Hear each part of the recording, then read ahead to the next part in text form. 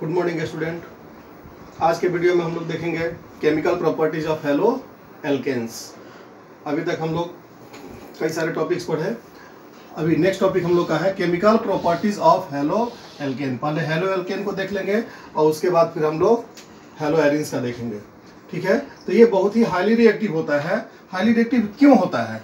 क्योंकि कार्बन में और हेलोजन में बॉन्ड जो होता है वो पोलर नेचर का होता है, पोलर बॉन्ड को रिप्रेजेंट करते हैं। पोलर बॉन्ड होने के कारण हेलोजन पर निगेटिव चार्ज रहता है और कार्बन पर डेल्टा पॉजिटिव और हेलोजन पर डेल्टा निगेटिव चार्ज होता है। ये इसके वजह से इसकी रिएक्टिविटी को और ये फास्ट करता है।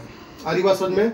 और इसकी रिएक्टिविटी ऑर्डर कैसा होता है? यदि हमारा एल्काइल ग्रुप सेम है तो जैसा कि हम लोग जानते हैं कि ये जो बॉन्ड लेंथ होता है एल्काइल और आयोडीन का जो बॉन्ड लेंथ होगा वो ब्रोमीन से ज्यादा होगा और ब्रोमीन का बॉन्ड लेंथ क्लोरीन से ज्यादा होगा। तो जैसे जैसे बॉन्ड लेंथ बढ़ता है वैसे वैसे उसकी रिएक्टिविटी बढ़ता है। बॉन्ड लेंथ बढ़ेगा उसको डिसोसिएशन एंथैल्पी कम देना पड़ेगा और ये बॉन्ड टूट जाएगा। तो जिसमें डिसोसिएशन एंथैल्पी जिसका कम होगा उसकी रिएक्टिविटी ज्यादा होता है। तो हमारा सेम एल्काइल ग्रुप के लिए, एक गिवन एल्काइल ग्रुप के लिए जो हमारा इसका ऑर्डर है वो इस ऑर्डर को फॉलो करता है। आ रही बात समझ में? तो केमिकल रिएक्टिविटी में हम लोग केमिकल प्रॉपर्टीज में हम लोग देखेंगे कि ये किस किस तरह के केमिकल प्रॉपर्टीज को करता है और इसमें हम लोग को कौन कौन से टॉपिक्स के बारे में समझना है।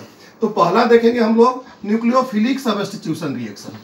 Nucleophilic substitution reaction. तो सबसे पहले हम लोग देखेंगे कि न्यूक्लियोफाइल किसको बोलते हैं, है ना। चलो पहला हो गया न्यूक्लियोफिलिक सबस्टिट्यूशन रिएक्शन। न्यूक्लियोफाइल जिस पर NU, जिसको हम लोग NU से रिप्रेजेंट करते हैं, या तो इस पर एक लोन पेयर हो या फिर इस पर निगेटिव चार्ज हो, दोनों में से कोई। यदि मॉलिक्यूल्स है तो मॉलिक्यूल्स में वैसा मॉलिक्यूल्स जिस पर एक लोन पेयर हो, जैसे NH3 हो गया, NH3 के पास एक लोन पेयर हो गया, H2O हो गया, H2O में ऑक्सीजन के पास दो लोन पेयर हो गया, तो ये एक मेरा न्यूक्लियोफाइल है। इलेक्ट्रॉन को डोनेट करने की टेंडेंसी जिसमें हो, यानी कि वैसा रेडिकल या वैसा मॉलिक्यूल्स जो इलेक्ट्रॉन को डोनेट करने की टेंडेंसी रखता हो उसी को हम लोग न्यूक्लियोफाइल बोलते हैं। और जब न्यूक्लियोफाइल किसी के साथ अटैच्ड होगा, न्यूक्लियोफाइल किसी के साथ अटैच्ड होगा उसको हम लोग न्यूक्लियोफिलिक सबस्टिट्यूशन रिएक्शंस के नाम से जानते हैं। और इसको शॉर्ट फॉर्म में हम लोग SN रिएक्शन के नाम से भी हम लोग जानते हैं। SN reaction, SN reaction. Nucleophile का डिफिनीशन यहाँ पर मेंशन किया गया है, इसको तुम लोग पढ़ सकते हो और इसको नोट कर सकते हो। तो इसमें न्यूक्लियोफाइल एक दूसरे को सबस्टिट्यूट कर रहा है, तो निश्चित है कि जो स्ट्रॉन्गर न्यूक्लियोफाइल है वो वीकर न्यूक्लियोफाइल को ही डिस्प्लेस कर सकता है या उसको रिप्लेस कर सकता है।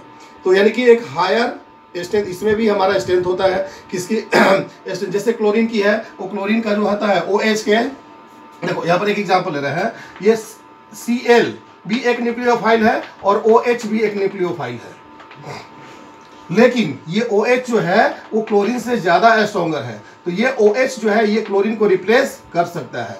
तो यानी कि ये OH क्या है हमारा न्यूक्लियोफाइल, ये भी हमारा क्या है न्यूक्लियोफाइल। क्योंकि इसका स्ट्रॉन्गनेस, इसका स्ट्रेंथ जो है वो इससे ज्यादा होने के कारण ये इसको रिप्लेस करके अपना पोजीशन बना लेता है। तो ये एक न्यूक्लियोफाइल के द्वारा हो रहा है, इसीलिए हम लोग इसको क्या बोलते हैं, न्यूक्लियोफिलिक सबस्टिट्यूशन रिएक्शन। इसको डिटेल्स में पढ़ेंगे हम लोग, बहुत डिटेल्स में है इसका।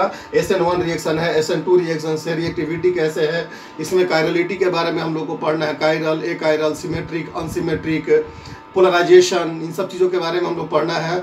ऑप्टिकल एक्टिव किसको बोलते हैं हम लोग, ऑप्टिकल इनएक्टिव किसको बोलते हैं, रिसेमिक मिक्सचर किसको बोलते हैं, ये सब सारे जो टर्म्स है वो हम लोग को न्यूक्लियोफिलिक सबस्टिट्यूशन रिएक्शंस के बारे में पढ़ना है इसमें। अभी देखो तो सेकंड रिएक्शन क्या है, सेकंड रिएक्शन को कैसा इसमें शो करेगा केमिकल प्रॉपर्टीज में, एलिमिनेशन रिएक्शन। एलिमिनेशन रिएक्शन का मतलब क्या होता है, कोई ना कोई सबस्टांसेस एलिमिनेट हो। जब एलिमिनेट होगा तो यहाँ पर एलिमिनेशन रिएक्शन में पाई बॉन्ड का फॉर्मेशन होगा। यदि हम लोग देखेंगे एलिमिनेशन रिएक्शन में,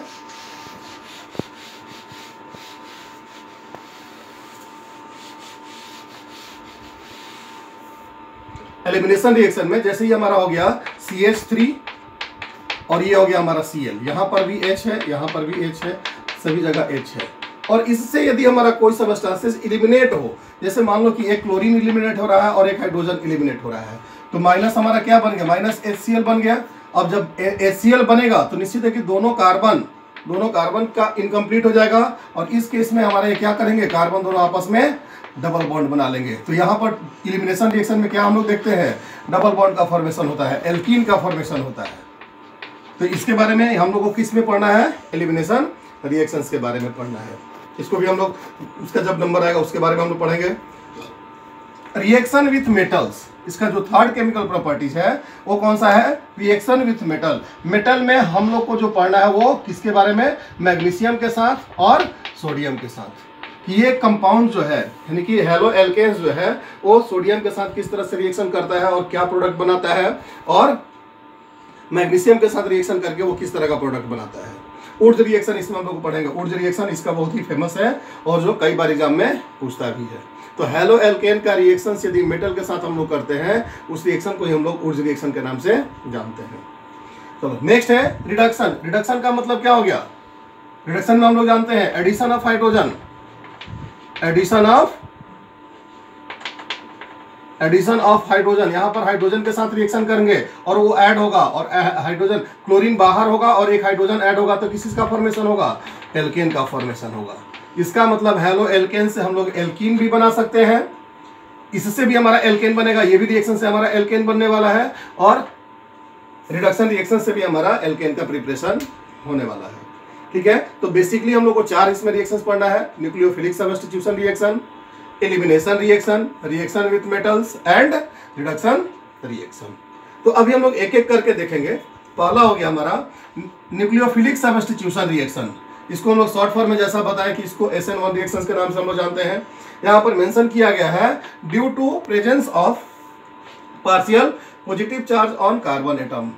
कार्बन पर जैसे ये एक बॉन्ड है, ये एक बॉन्ड है, देखो ये, तो इसका इलेक्ट्रॉन इधर शिफ्ट होगा, क्योंकि इसका स्ट्रेंथ ज्यादा है, इसकी इलेक्ट्रोनेगेटिविटी ज्यादा है, इस पर नेगेटिव चार्ज होगा और इस पर पॉजिटिव चार्ज। क्योंकि कंप्लीट ट्रांसफर नहीं हो रहा है इसलिए हम लोग क्या मेंशन करते हैं, डेल्टा नेगेटिव और डेल्टा पॉजिटिव। आ रही बात समझ में। अब ये जब डेल्टा नेगेटिव है और यहाँ पर यदि हम लोग किसी जैसे HOH के साथ रिएक्शन करेंगे, ये बॉन्ड टूटेगा तो इस पर नेगेटिव चार्ज चढ़ेगा और इस पर पॉजिटिव चार्ज चढ़ेगा, तो ये जो है इसके साथ आकर के रिएक्शन करेगा और क्लोरीन किसके साथ निकल जाएगा, हाइड्रोजन के साथ। तो चूंकि ये स्ट्रॉन्गर है, स्ट्रॉन्गर न्यूक्लियोफाइल है क्लोरीन से, तो ये इसको रिप्लेस कर सकता है और किस तरह का हमारा प्रोडक्ट तैयार हो जाएगा, ये OH एल्कोहल का फॉर्मेशन हो रहा है, बाकी सब H। तो ये जो हो रहा है ये स्ट्रॉन्गर होने की वजह से, ऐसा नहीं कि सर ये भी न्यूक्लियोफाइल है और ये भी न्यूक्लियोफाइल है, तो ये वीकर है और ये स्ट्रॉन्गर है। तो स्ट्रॉन्गर न्यूक्लियोफाइल वीकर को रिप्लेस कर सकते हैं। आरी बात समझ में, यहाँ पर मेंशन किया गया है सब कुछ क्लियर है। न्यूक्लियोफाइल का यहाँ पर रिएक्शंस डिफिनेशन भी मेंशन किया गया है। दोज मॉलिक्यूल्स भी हो सकते हैं और आयंस भी हो सकता है। जैसे ये हमारा OH जो है ये आयन है, यहाँ पर अभी जो एग्जांपल लिखे थे NH3, जैसे NH3 है, NH3 पर एक लोन पेयर है, यहाँ पर H2O पर भी एक लोन पेयर है। वंस अगेन दोज मॉलिक्यूल्स और आयन, ये आयन हो गया, विच आर कैपेबल, मतलब जो कैपेसिटी रखता हो to donate the electron pair, 1 electron pair को डोनेट करने की जो टेंडेंसी रखता है उसी को ही हम लोग न्यूक्लियोफाइल के नाम से जानते हैं। अरे बात समझ में। अभी देखो ये रिएक्शन से मेंशन किया गया है एल्काइल हैलाइड को न्यूक्लियोफाइल के साथ रिएक्शन कर रहे हैं, ये स्ट्रॉन्गर न्यूक्लियोफाइल है, ये X को बाहर कर दिया और NU मतलब न्यूक्लियोफाइल क्या हो गया, उसके साथ ऐड हो गया। अभी देखो ये न्यूक्लियोफाइल हो गया। एक हम लोग का न्यूक्लियोफाइल है एम्बिडेंट न्यूक्लियोफाइल। एम्बिडेंट न्यूक्लियोफाइल किसको बोलेंगे हम लोग, एम्बिडेंट न्यूक्लियोफाइल हम लोग उसको बोलते हैं यानी कि एक वैसा सबस्टांसेस जिसके पास 2 एटम के पास उसको इलेक्ट्रॉन को डोनेट करने की टेंडेंसी हो, यानी कि एक वैसा रेडिकल, एक वैसा सबस्टांसेस जो जहां पर 2 इलेक्ट्रॉन यानी कि दोनों एलिमेंट के साथ वो कंबाइंड कर सकता है। इसमें means such nucleophile which have 2 nucleophilic centre.